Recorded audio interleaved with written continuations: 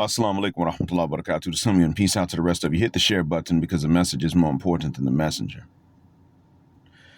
Look, I don't want to take long, and shouts out to the Reverend Brother Pastor Deacon Dr. Hurricane Edward Allen Anderson, because he'll say the same thing and he'll take long, and then the next time he'll say, I don't want to take this long, and I don't want this to be another one where I take that long, but let me get started, and he takes that long anyway. So he admits to us he's trying. I will try my best too. What I want from you all to understand is that this Trump shooting, or this attempted shot at Trump, which grazed his ear, is a reminder to us that this ain't our problem. It is a reminder to us that the Black Manosphere is to continue to separate conservatism, which includes black male chastity, from conservatism and republicanism. Now, if you decide that you're going to be dyed in the wool Republican or Democrat, you're going to have to be some kind of coon, because they're concerned about themselves. They're not concerned about us, except that we stay on the bottom, that we don't wind up living in what they think is their house with their money and their wealth. Because remember, Black Americans made America a great place for everybody else, and everybody benefited but us. To a certain extent, Africans benefited or did not benefit based on their proximity to us. Same with Southeast Asians. So that's why I don't advocate having grudges against people from the continent or from the Caribbean either. I also don't advocate taking any abuse from them in the name of Black unity, because that's not Black unity anyway. That's why I seem to be a fence straddler or a waffler in many cases, because of the nuance. Nuance will do that. Now, getting back to the question at hand, Trump, let me remind you all, Trump is a monster. Biden he's probably not lucid enough to be a monster right now. Do I think Biden is more civilized? I think he is, but I don't fiviguck if he's not going to be as civilized to us. He took the money away from the HBCUs that Trump actually gave.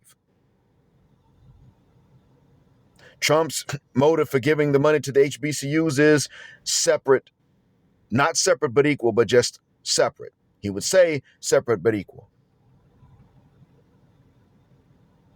Biden's answer was no, let's absorb. All white supremacy is an argument about right now is rather to absorb or to keep separate.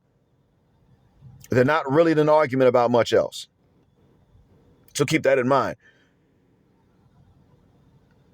So somebody takes a shot at Trump. I don't know much about the guy that did it, but within a day he was identified by DNA. Come on out. Now, you got to wait for DNA tests. I don't know if they really got DNA identification taking that little bit of a time, and it's just reporting faster for law enforcement. I don't really know if that's what it is. What I do understand is that that's strange to us, the average layperson on the ground. I do know this, though. You, the Black man of the Black Manosphere, has changed the political, you have changed the political landscape of the United States at this point. You have done so.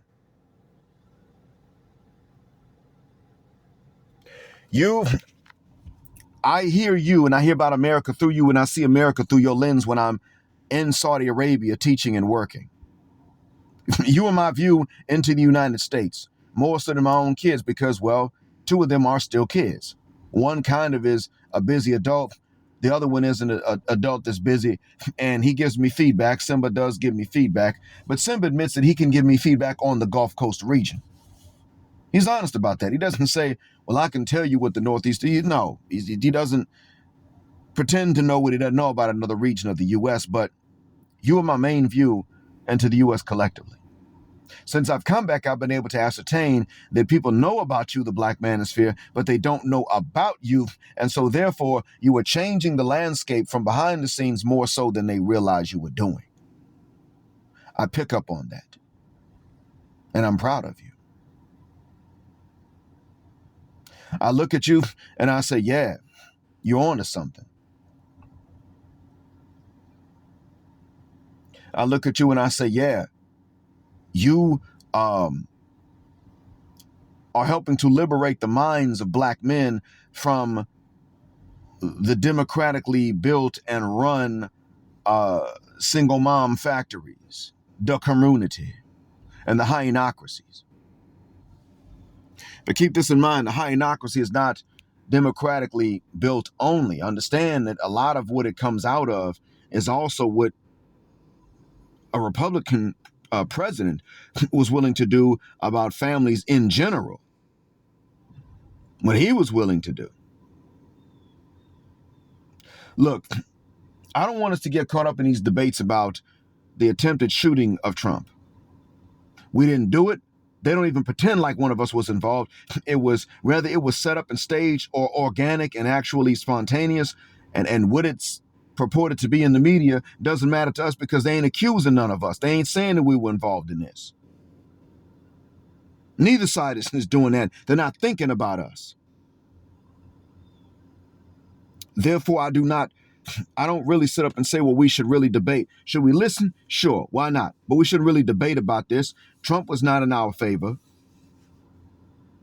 It doesn't matter if you want to bring in the brown immigrant to stay on top of the black population that was forced to be here so the white may remain on top, or if you want to treat the brown immigrant similar to how you treat the black and lump them all together so the white can stay on top. It doesn't make a dot gam bit of difference to me, because what it means is that black stays on the bottom, white stays on top. They're merely looking at how you're going to do it.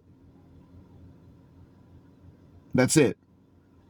Some would like to absorb us and use us as a means to maybe trample upon the brown. I'm not willing to trample upon the brown for the sake of the white. Now, am I willing to advocate for black even over brown? Yes. But am I willing to advocate for us trampling upon the brown for the sake of the white? No, absolutely not. I'm not fighting with immigrants to make white folk happy.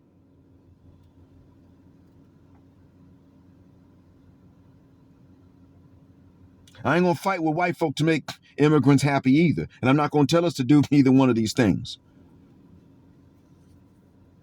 The difference is that, the difference was that we would have imagined that some immigrant groups might have been willing to fight with us against white supremacists. Now we realize that they'll only do that if they're being attacked. And when it's over and they think white folk are going to accept them, they're going to turn their back on us. That's where the difference comes in now, as opposed to what it used to be. And even that's a long story. I'm not going to get into that side.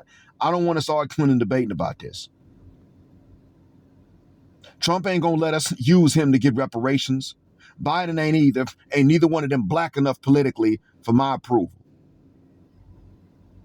I don't expect reparations, but I'm not going to sit up here and act like we don't deserve them. We deserve reparations. We deserve to not have to work hard for the things in life that we want. We should not have to work hard for the things in life that we want because, frankly, we've already done the work and it has not paid off. In America and in Europe, even if you're a continental African, in Europe, you should not have to work hard for the things in life you want because, frankly, your ancestors had to work hard for nothing. Why should a Belgian in the France why should a Congolese living in Belgium or in France have to work hard for stuff in life? They already had the ancestors had their hands cut off and their feet cut off for not harvesting enough rubber. Fuck the work, man.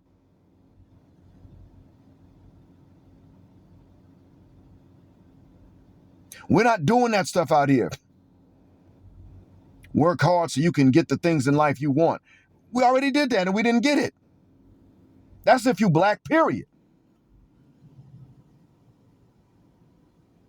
They set it up to make sure it would stay that way on the continent.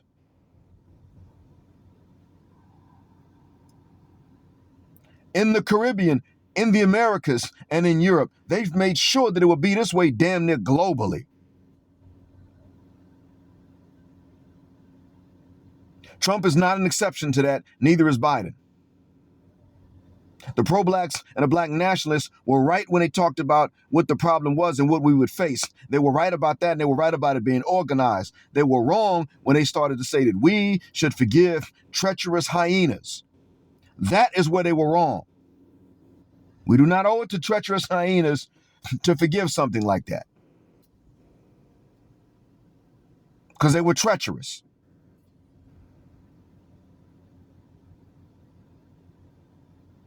They were wrong when they said that, well, women are women, and therefore what we should do is we should not really expect them to just come out and openly tell us what it is that they want from men, because women are mysterious. Shuck that fit. Tell them to spit it the uck fout. What do you want?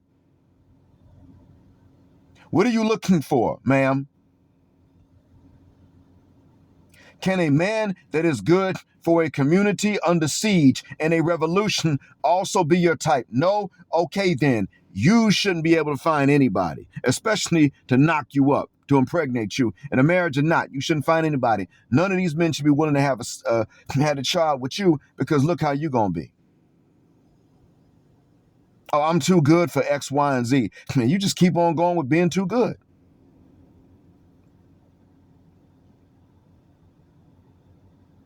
Shuck that fit.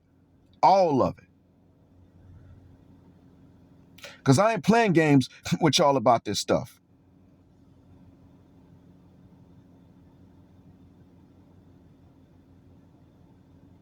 And most black men are not. And that is one thing that is not quite mainstream enough right now, but this is something that I can see. I can see where on the ground, I can see where these sisters don't understand. But brothers are starting to understand. Brothers are beginning to understand and know what it is that they want. And sisters are the ones that don't, they sort of don't get it. I mean, they know, but they don't understand that they're going to have to try to get as much as what a man wants and be as much as what a man wants in order to get a man, because we know they trying to keep away stuff.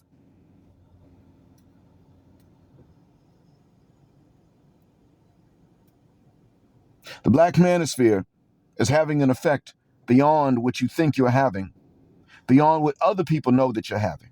They don't fully understand how much of an effect you are having, because frankly, the reason that Trump is really seriously a contender right now at this point is because of you.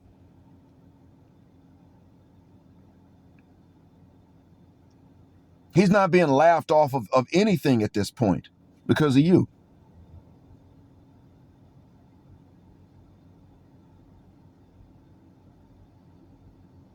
Next time they say to you, get your booty to the polls and black men get out there and vote, you start to say, no, we're going to start working on lobbying, because you give us nothing but the only choices you give us to vote for are CAIDs. CAIDs. What do you mean? Cancer or AIDS? You give us the CAIDs dichotomy. If we vote, that's what it is. If we start working on making some money so that we can lobby, then whoever you put in office, we can tell what to do.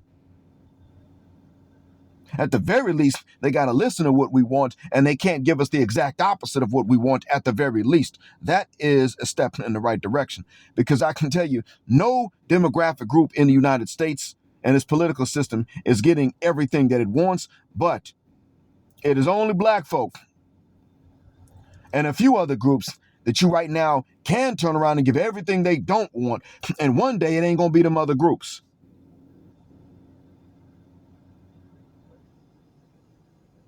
To a certain extent, you can't give us everything we don't want, and we don't fight back. But we're the closest to that. I rarely say only black folks, and I'm aware of that.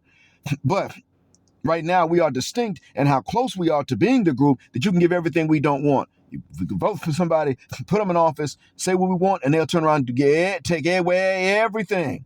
Take all of it away.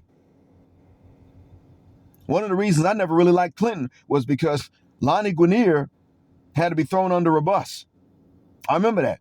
She had to be thrown under a bus. So if you were Clinton's enemy, he negotiate. But if you were his ally, he'd throw you under the bus to negotiate. Man, shuck that fit. I would look at a deal like that and say, we can negotiate, but if you're asking me to betray a friend and an ally, then how are you going to trust me? If I sign an agreement, what good is it going to be to you?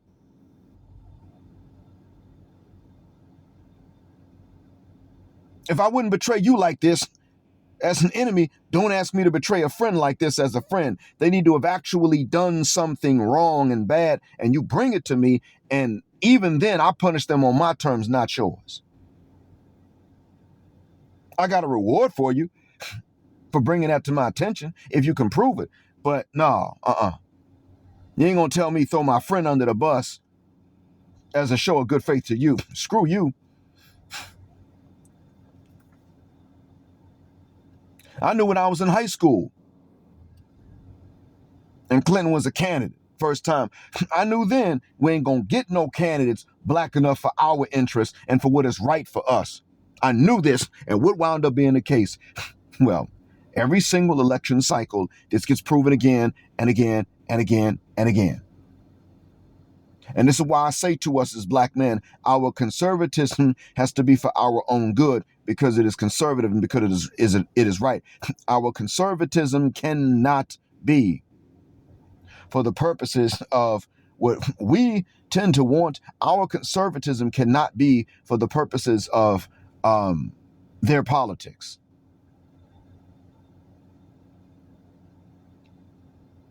We don't pull our pants up to make them happy. We don't advocate for clear speech in a public and formal setting to make them happy.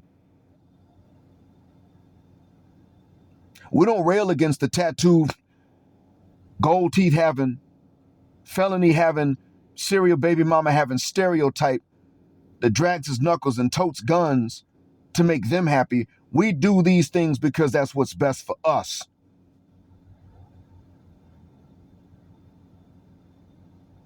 And I don't want us losing sight of this because somebody we don't know aimed a rifle at Trump,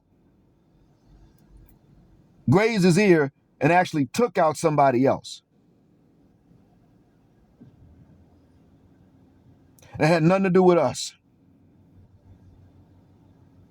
If that shooter had any pro-black motive in mind, he can't tell us about it now because he's gone. And if he had any pro-black motive in mind, if he did have one, and they knew that, then they were definitely going to take him out to make sure that he wasn't going to be able to tell us about it. That's how it works.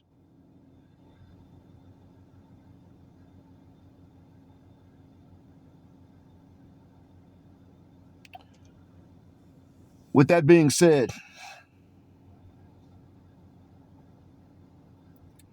I'm going to continue this visit. About 2 weeks left. I'm halfway through it. I'm going to continue this. And then I'm going to go back. And I still plan to upload, check in with you all. But I'm going to go back. And you know what? A lot of y'all need to go to my Buy Me a Coffee so you can learn in reading what it was that I had to discuss with my mom. I'm putting worthwhile lessons on Buy Me a Coffee because you pay for it, so I'm putting worthwhile lessons. And that one is not up there for just the one-time donors. It is there for the monthly subscribers. And I've changed my name to Jet Black because, well, frankly, when Simba had on one of the Black Mind t-shirts, somebody asked, wait, what is that? And then he said, oh, that's right, your dad's podcast. But the thing is, my brother was there. So if my brother remembers, he'll just go and look up Black Mind. And I'm not including my brother in this because he has his own work to do. He's got his own stuff going on. My brother's job keeps him busy. He may not remember even seeing a t-shirt that says Black Mind on it. But nonetheless, this stuff it's not really applicable to my brother. And on top of that, frankly, when it comes down to him, he's aware of some of this stuff and not of others. He doesn't have time to really sit, binge, listen, and truly digest what I'm saying and what I'm not saying. He don't have time for that. If the message was for him, I would have already included him in it. He's married and happily so, and I'm glad he is.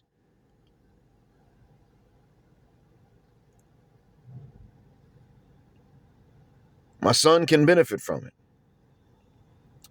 So I've gone ahead and done that, and I'm going to continue on as Jet Black for the long haul. It's on my Cash App too. Now it's Jet Black. It's going to be on Facebook in a little bit. If I haven't already updated it there. Google Jet Black.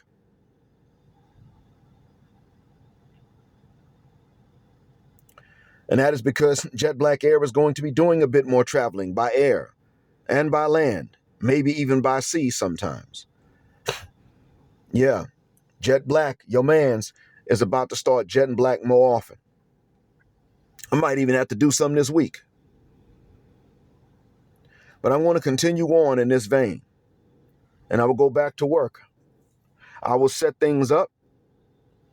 And I will give you more pointers on how it is that you can live abroad, at least in certain context, about which I have adequate information. And if teaching English is your thing, I will give you pointers on how you can set up teaching English so that you can start your school years or your semesters off running. Start off strong. And I'm also going to give y'all some updates about healthcare.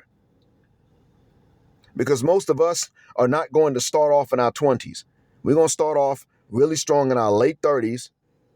And then we're going to start having to do things like monitor blood pressure. Start getting regular checkups. I got a friend, I told y'all about my man's Pinky. I never gave y'all his real name. Pinky had a heart attack 6 months after the last time I saw him. Well, no, not even 6 months. About 5 months after the last time I saw him. Saw him in June, I'm pretty sure. December, the man had a heart attack. Drove himself to the hospital.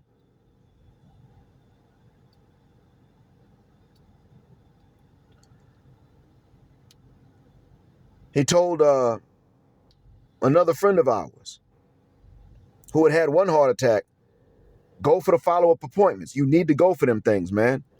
And that friend said, man, I ain't going. I'm good. I'm cool. Had a second heart attack, didn't survive. That was a year ago and some weeks. So now I'm here back in the States and I can't catch him. I can't see him because of that.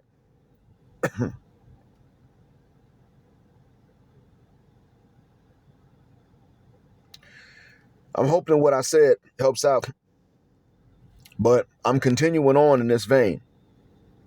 Understand that what we got going here in the Black Manosphere does not depend upon who is elected at the federal level or at the state level or at the local level.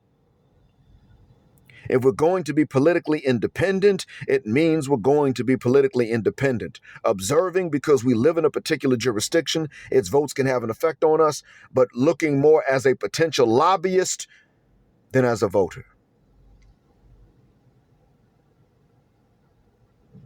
Even some of the black nationalists we can't stand have been right about one thing. You got these other groups that you like to look up to so much, even when they don't deserve it.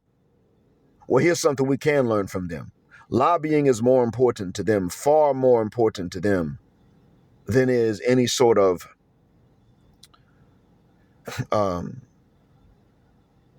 election. There's a particular group you love to look up to, and because you think they got all their stuff together.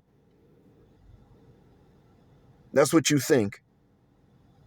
And as you look up to them, what you don't oftentimes find is them worrying about a vote and a candidate.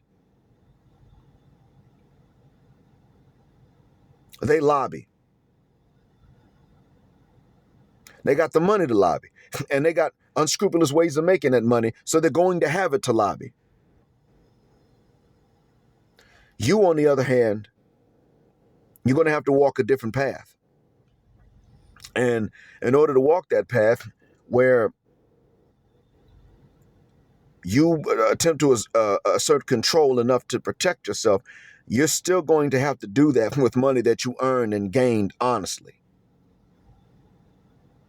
But you do have something that they don't have. And if you want to know more about that, you're going to have to ask Imam Saad, or Saad Imam in San Antonio. And you're going to have to ask even a non-ADOS, a Canadian neighbor of ours, Bilal of that channel, the features. You can ask them. You can ask Abdullah ibn Babi. You can ask these men what it is that we have. You can ask Dwight Hayes. He's back on from what I've seen. And shout out to Dwight Hayes for coming through on the Cash App. From the bottom of my black heart, from the depths of my black mind. Thank you, Brother Hayes. He's getting back on. You can ask him also what it is that we have.